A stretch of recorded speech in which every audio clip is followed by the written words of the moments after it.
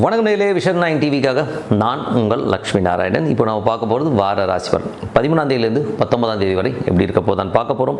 எப்போதுமே சொல்கிறதாங்க, லக்னத்துக்கு பார்க்க, ராசிக்கு பார்ப்பதை விட லக்னத்துக்கு பார்க்க ரொம்ப சிறப்பாக இருக்கும்.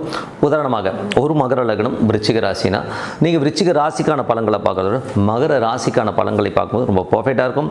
முதல்ல வர்றது பொது பலன்கள், அதுக்கப்புறம் தசாபுக்தி பலன்கள். உங்கள் ஜனகால ஜாதகத்தில் என்ன தசாபுக்தி அந்தரங்களோ அதை நோட் பண்ணி வச்சு மிங்கிள் பண்ணி பாருங்கள், ரொம்ப பர்ஃபெக்டாக இருக்கும். வீடியோட எண்ட்ல டிப் ஆஃப் த வீக் இருக்குது, மறக்காம பாருங்க. தனுசு ராசி. ஸோ தனுசு ராசி வந்து பார்த்தீங்கன்னா உங்களுக்கு ராசி அதிபதி குரு வந்து பார்த்தீங்கன்னா இப்போ 8ல் இருக்கும். ரொம்ப கவனம் தேவை. தாயாரோட உடல்நலம் சம்மந்தமான விஷயங்கள் ரொம்ப கேர்ஃபுல்லாக இருக்கணும். அதே நேரத்தில் வந்து நீங்களும் வண்டி வாகனம் ஓட்டுறீங்கன்னா கொஞ்சம் கேர்ஃபுல்லாக இருந்துக்கிறது ரொம்ப ரொம்ப நல்லது. 2, 3ஆம் அதிபதியான சனி வந்து 4ல் இருக்கும்போது கொஞ்சம் வீடு விற்பனை சம்மந்தமான விஷயங்கள் ஒரு வாக்குவாதங்களோ மன உளைச்சலோ வர்றதுக்கான வாய்ப்புகளும் ரொம்ப கவனமாக இருக்கணும்.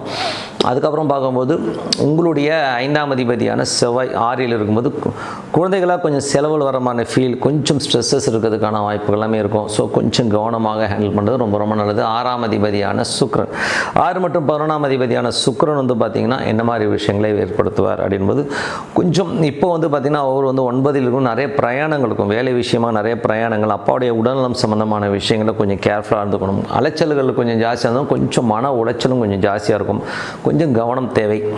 அதுக்கப்புறம் பார்க்கும்போது உங்களுடைய 7ஆம் அதிபதியான புதன் வந்து 8ல் இருக்கும்போது கணவன் மனைவிக்கு நோட்டில் தேவையில்லாத தர்க்கங்களை தவிர்த்துக்கிறது ரொம்ப ரொம்ப நல்லது. கொஞ்சம் வாக்குவாதங்களை தவிர்த்துக்கிட்டாலே எல்லாமே சிறப்பாக இருக்கும்.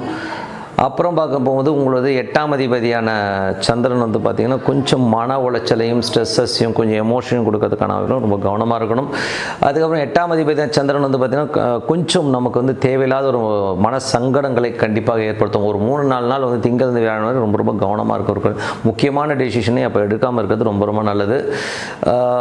அதுக்கப்புறம் தனுசு லக்னம் வந்து செவ்வாய் தசாபுத்தி. செவ்வாய் வந்து பார்த்திங்கன்னா உங்களுக்கு வந்து இப்போது இருக்கிறது வந்து என்ன மாதிரி விஷயங்களை கொடுப்பார் அப்படின்னும் போது உங்களுக்கு 5ஆம் அதிபதியாக வராருங்க. ஸோ 5ஆம் அதிபதியாக வரும்போது என்ன மாதிரி விஷயங்களும் கொஞ்சம் வந்து ஒரு ஸ்ட்ரெஸ்ஸையும் டென்ஷன்ஸையும் ஏற்படுத்தும், அதில் எந்தவித மாற்றமும் இல்லை.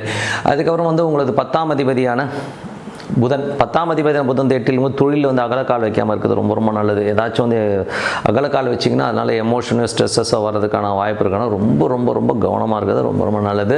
9ஆம் அதிபதியான சூரியன் 8ல் இருக்கும்போது அப்பா சார்ந்த உறவுகள், வெளிநாடு சார்ந்த உறவுகளையும் நமக்கு வந்து கொஞ்சம் ஒரு ஸ்ட்ரெஸ் வர்றதுக்கான வாய்ப்பும் கொஞ்சம் கவனமாக இருக்கணும். கொஞ்சம் அந்த 8ல் கிரகங்கள் இருக்கும்போது கண்டிப்பாக இந்த ஒரு ப்ரெஷர்ஸை கண்டிப்பாக ஏற்படுத்துங்க. 11ஆம் அதிபதியான சுக்கிரன், 11ஆம் அதிபதி சுக்கிரன் வந்து பார்த்திங்கன்னா இப்போ உங்களுக்கு 9ல் இருக்கும்போது மூத்த சகோதரர்கள் நண்பர்கள் விஷயங்கள் வந்து கொஞ்சம் கவனமாக இருந்துங்க. அவங்க வந்து ஏதாச்சும் ஒரு லாபம் கருதி நமக்கு மேலே வந்து ஒரு ஸ்ட்ரெஸ்ஸையோ டென்ஷன்ஸோ ஏற்படுறதுக்கான கொஞ்சம் கவனமாக இருந்தது ரொம்ப ரொம்ப நல்லது. ஸோ இதுவரை 10 பொது பலன்கள். இப்போ பார்க்க தசாபதி பலன். தனுசு லக்னமாக வந்து சூரியன் தசாபதி. சூரியன் வந்து பார்த்திங்கன்னா உங்களுக்கு வந்து 9ஆம் அதிபதி 8ல் இருக்கும்போது அப்பாவுக்கும் உங்களுக்கும் ஒரு மன உளைச்சலும், வெளிநாட்டில் இருக்கணும் ஒரு ஸ்ட்ரெஸ் டென்ஷன்ஸ் வரதுக்கான ரொம்ப கவனமாக இருக்கணும். தனுசு லக்னமாக வந்து சந்திர தசாபதி. சந்திரன் வந்து பார்த்திங்கன்னா கொஞ்சம் இந்த திங்கள் செவ்வாய் புதன் வரை கொஞ்சம் எமோஷன்ஸை கொடுத்தோம், அதுக்கப்புறம் எல்லாமே சரியாயிடுங்க. தனுசு லக்னமாக வந்து செவ்வாய் தசா பார்த்திங்கன்னா செவ்வாய் வந்து பார்த்திங்கன்னா உங்களுக்கு வந்து 5ஆம் அதிபதி 6ல் இருக்கும்போது கொஞ்சம் வேலையில் வந்து வேலை பலுக்கள் அதிகமாக இருக்கிற மாதிரி ஃபீல் இருக்கும். கொஞ்சம் எமோஷனாக நம்மளை வந்து ரொம்ப ப்ரெஷர் போடுறாங்களோ எண்ணங்கள் எல்லாமே கண்டிப்பாக ஏற்படுத்தும். தனுசு லக்னமாக வந்து ராகு தசா, ராகு 3லும் நல்ல ஒரு தைரியத்தை கொடுக்கும். பெரிய லெவலில் சாதிக்கணுங்கிற உங்கள் முயற்சியில் வந்து பெரிய லெவலில் வரணுங்கிற எண்ணங்களை எல்லாமே கண்டிப்பாக ஏற்படுத்தும். தனுசு லக்னமாக வந்து குரு தசாபதி. குரு 8ல் இருக்கும். ரொம்ப கவனமாக இருக்கணும். நிலபுலன்கள், சொத்துக்கள் சம்மந்தமான விஷயங்கள், வண்டி வாகனங்கள் சம்மந்தமான விஷயங்கள் ரொம்ப ரொம்ப கேர்ஃபுல்லாக இருக்கிறது ரொம்ப ரொம்ப நல்லதுங்க. தனுசு லக்னமாக இருந்து சனி தசாபுத்தி அந்தரங்கள், சனி வந்து 2, 3ஆம் அதிபதி 4ல் இருக்கும்போது கொஞ்சம் கவனமாக இருக்கணுங்க. ஏன்னா வந்து வீடு சொத்துக்கள் விற்பனை இதெல்லாம் பண்ணும்போது கொஞ்சம் கேர்ஃபுல்லாக இருந்துக்குங்க. யாராச்சும் நம்மளை ஏமாத்துறதுக்கான வாய்ப்பு கொஞ்சம் கவனமாக இருந்துக்கிறது ரொம்ப ரொம்ப நல்லது. தனுசு லக்னமாக இருந்து புதன் தசாபுத்தி அந்தரங்கள், புதன் 8ல் இருக்கும்போது தொழில் ரீதியான விஷயங்கள் ரொம்ப கவனம் தேவை. கணவன் மனைவிக்கு உள்ள தேவையில்லாத வாக்குவாதங்களோ எமோஷனாக வர்றதுக்கான ரொம்ப ரொம்ப பார்த்து நடந்துக்கணும்.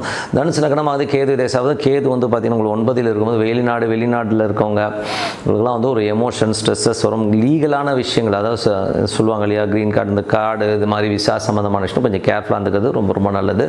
தனுசு லக்னமாக இருந்து சுக்கிர தசாபதி. சுக்கிரன் வந்து வேலையில் வந்து நம்ம எமோஷனையோ ஸ்ட்ரெஸ்ஸஸையோ கொடுக்கும். அலைச்சல்கள் அதிகமாக இருந்தாலும் கொஞ்சம் நமக்கு வந்து ஒரு ஸ்ட்ரெஸ் ஏற்படுத்துறதுக்கான வாய்ப்புகளும் கொஞ்சம் கவனமாக பார்த்துக்கிறது ரொம்ப ரொம்ப நல்லதுங்க.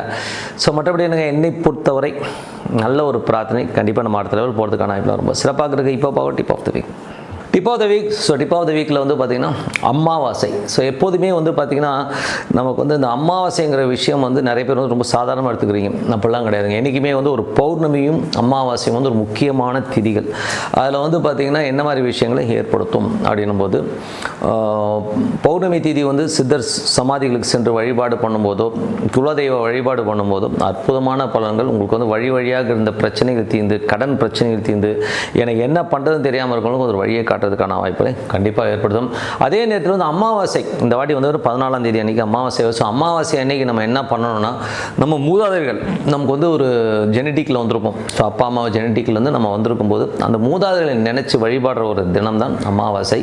அன்றைக்கி வந்து பார்த்தா திதி சூனியம் இருக்காது. அன்றைக்கி வந்து பார்த்திங்கன்னா ஒரு கருப்பு தினம் சொல்லுவோம் இல்லையா. ஸோ அதனால் டோட்டலாகவே அன்றைக்கி வந்து மூதாதையர்கள் வந்து நம்ம வீட்டுக்குள்ளே வர்றதுக்கான வாய்ப்புகள் நிறைய இருக்குது.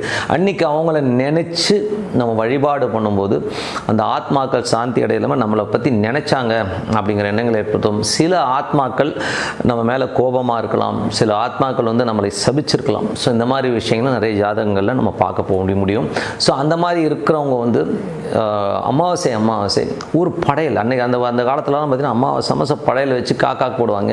என்னை பொறுத்தவரை அமாவாசையும் பௌர்ணமியும் மிஸ் பண்ணாமல் அன்னதானங்கள் பண்ணுறது, ஒரு படையல் போட்டு குலதெய்வத்தையும் நம்ம மூதாதையரை நினச்சி வழிபடுறது ரொம்ப சிறப்பான வாழ்க்கையை கொடுக்கும். ஏன்னா வந்து அடுத்த ஜெனரேஷன் வந்து உங்களுக்கு வந்து லிஃப்ட் ஆகிறது வந்து இந்த 2 திதிகளை வச்சு தான். ஸோ அதனால் வந்து நீங்கள் எப்போதுமே பௌர்ணமியும் சரி அமாவாசையும் சரி, இந்த அமாவாசைக்கு வந்து ஒரு படையலை போடுங்க. உங்கள் அப்பா வழி தாத்தா, அம்மா வழி தாத்தா பாட்டி எல்லாரையுமே நினச்சி அவங்ககிட்ட வந்து அந்த படையலை போட்டு வேண்டிக்கணும். என்ன வேண்டிக்கணும்னா, அதுவும் வந்து ஈவினிங்கில் வந்து அது விளக்கு வச்சு அவங்ககிட்ட வேண்டும் போது, நாங்களோ எங்கள் மூதாதையர்களோ நானோ போன ஜென்மாந்திரத்துலேயும் ஏதாவது தவறுகள் செஞ்சு ஏதாவது தப்பு பண்ணியிருந்தால் எங்களை மன்னிச்சிருங்க, எங்களால் உங்களுக்கு வந்து ஏதாவது பிரச்சனை இருந்தால் என்னை மன்னிச்சிருங்கன்னு சொல்லிட்டு மனதார வேண்டிக்கிட்டு நீங்கள் வந்து உங்கள் ஆத்மா சாந்தியோட இறைவனை வேண்டிக்கிறேன்னு சொல்லி இறைவனை வழிபட்டு அந்த படையலை போட்டு நீங்கள் ஏற்றுக்கணும்னு சொல்லி ஒரு கற்பூர ஆராத்தி காட்டி அவங்க அங்கே இருக்கிறதா ஃபீல் பண்ணி நீங்கள் பிரார்த்தனை பண்ணும்போது கண்டிப்பாக வழியாக இருந்த பிரச்சனையை தீர்ந்து ஒரு பித்ரு சாபங்கள்லாம் இருக்குங்க. பித்ரு சாபங்கள், தாத்தா வந்து சோறு போடாமல் விட்டுருப்பாங்க, பாட்டிக்கு வந்து எதுவும் பண்ணாமல் விட்டுருப்பாங்க, அனாதையாக விட்டுருவாங்க, ரோட்டில் கொண்டு போய் விட்டவங்களாம் இருக்கும். ஸோ அந்த மாதிரி இறந்த ஆத்மாக்கள் நம்மளை சபிச்சிருக்கோம், வலி பொறுக்க முடியாமல் எவ்வளோ கதறி இருக்கும்.